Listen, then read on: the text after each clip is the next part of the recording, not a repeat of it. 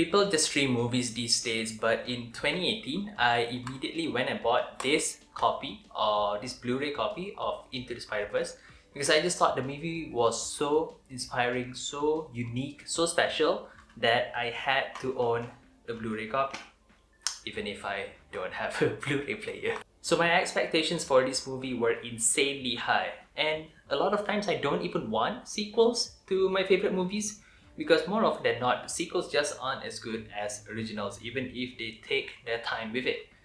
Case in point, The Incredibles. The first one back in 2004 was perfect. 14 years later, they said they took their time with it, but in the end they just released an inferior copy of the plot from the original one but with none of the depth.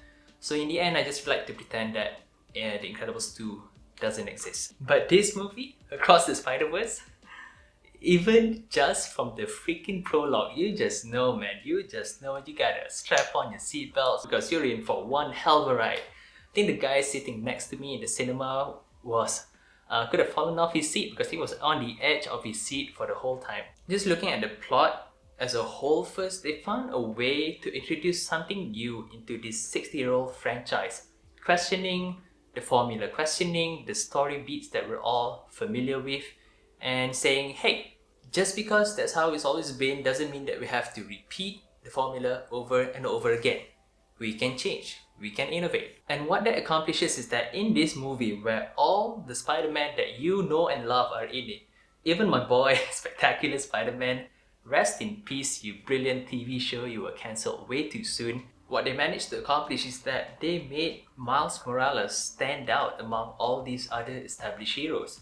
We already know his powers are different, but this 15-year-old is actively charting his own path here. It actually made me think of The Last Jedi. The Force Awakens is another movie I bought a Blu-ray for, and I also had the same high expectations for The Last Jedi, but for most of the movie, The Last Jedi were trying to go somewhere new, somewhere Star Wars has never been before, but at the end they crumbled. They started with it's time for the Jedi to end, but by the end they somehow went back to I will not be the last Jedi. So Across the Spider-Verse is going somewhere new, but because it didn't really end here, it's really just a part 1 movie and the final movie is coming out next year. I am excited, but they gotta stick the landing first before I praise the story too much. Equally important to all the Spider-Man stuff and just as engaging, albeit for different reasons, are the parent and child dynamic in this movie. Not just for Miles, but for Gwen as well. For Miles, his mom is playing a bigger role in this movie than she did in the first one. And Gwen's relationship with his dad is just as thrilling as anything else in the movie. And it's relatable and great to watch because of how real the emotions are. Being a teenager is hard, man. But at the same time, being a parent to a teenager is also super hard. There's the tension that we're all familiar with, there's the frustration, but there's also, in the end, the give and take because at the end of the day, you love each other and it's great to watch. And it's all directly related to the Spider-Man stuff, and the Spider-Man stuff impacts the parent stuff as well. They all relate to each other, vice versa. It's just great storytelling. People praise the animation non-stop, but the writing for how they structure the whole film, connecting the different parts, the different characters, the fast-paced jokes, the heartfelt moments, all into one cohesive movie was brilliant. But when you're talking about the animation, I don't want to say it's better per se than the first one because this one is across the Spider-Verse. So I think there's a lot more freedom for the animators to experiment with different art styles, whereas the first one we just stuck in Miles' universe. So I think saying this one's better than the first one is kind of unfair to the first one because in terms of quality, I think it's the same, but there is more freedom in this movie. What I will say is that the colors that they used in Gwen's universe created emotions that I did not know colors could achieve in movies. For example, everyone knows how important music is in movies. You take a sad scene, you add a sad song, and you get tears. It's simple maths. But there's a scene where she hugs her dad and I love how it went from, okay, here's the room, here's the furniture, okay, everything's blurry and messy now, the colors are a mess because please just try to understand me, dad. And then it's, hey kiddo, you're the best thing I got, and then they hug, and then it's just one smooth color. The furnitures are all gone, and the moment is beautiful, and the music is beautiful. It's pulling your heartstrings, and all the colors that they use are perfect. Excuse me, I did not know that you can add colors to the formula to make it better. That was amazing.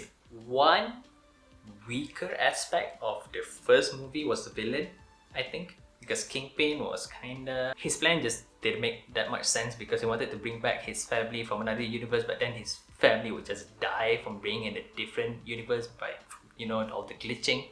And also his family ran away in the first place and died because they were horrified seeing him do evil stuff. So what would they think if they come back and see, oh hey, you created a black hole just to bring us back? That's pretty messed up. But the movie was focused more on its hero, so you can suspend a bit of disbelief. But Spot is great. That villain, okay, first of all, I didn't even know that he was gonna be the villain in this movie. I only watched the first teaser trailer for this movie. Dude has an insane arc from the little screen time that he has in this movie, and I am all for it. I was rooting for him to be the biggest villain in the universe. At first, during the movie, I was thinking, oh man, they're gonna rush the ending. They had Spot be pretty significant in the first half of the movie, and then he disappeared for the rest of the movie. I was worried they would just bring him back for the final fight, and then he would lose, and then the movie would be over, and it would be a shame. It would be a shame because he was shaping up to be an amazing, threatening, scary villain. Turns out there was no final fight in this movie.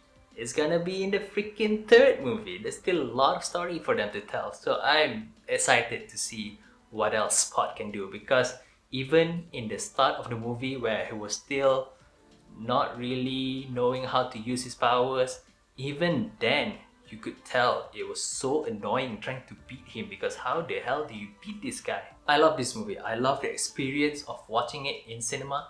The story is great. It was intense when it needed to be intense. It was emotional when it mattered. And in between, it was just constantly funny. And it is so fun to watch because great movies don't have to be so dark and broody and edgy and depressing. It can be fun. Movies can be fun. What a concept. But one minor nitpick for me is that they gotta improve their sound mixing. It was a bit like Christopher Nolan's Tenet, where when the music and action is going down, you can't really hear the dialogue in parts, and that was a bit annoying, especially here in Malaysia where you gotta rely on the Malay subtitles, which weren't all that accurate. They just gotta slide down the music dial a bit and increase the dialogue dial a bit, and then we can hear and understand what's going on and not miss a single joke, because I'm sure the jokes are great. I just couldn't hear them. I think that's all for me. I think if we wanted to go into the details, it would be too long, and even my No Way Home video was way too long. I do not want to go into all the plot points like I did in that video. So thanks for watching. I'll see you in the next one. Bye bye. So I have 3 Blu-rays actually. Star Wars, I showed just now, Into the Spider-Verse, and La La Land, my all-time favorite movie. Perfect mix of sad and happy.